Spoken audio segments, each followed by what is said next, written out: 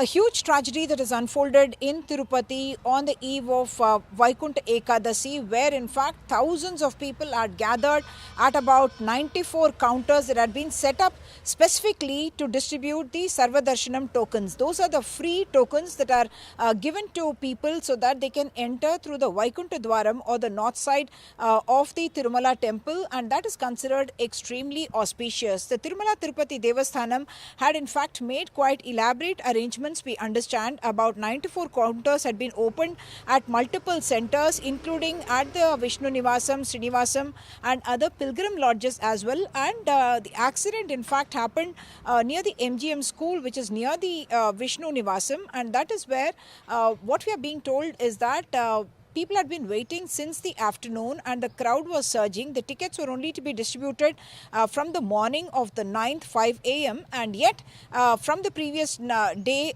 January 8th onwards, the queues were waiting for the distribution of the tokens.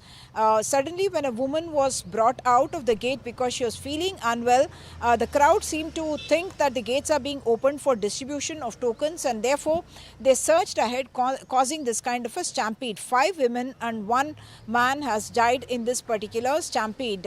One of the victim families who we spoke to specified that he had come along with his wife Shanti, and what had happened was that she was ahead in the queue and he and the other family members were behind, and they did not even realize that something like this had happened to Shanti, and he went ahead and even got his Sarvadarshanam tokens. And later, when he found his wife missing and he came to the hospital as well to find out, it was through a viral video that he found out that his wife had become a victim of the stampede and subsequently died in this stampede.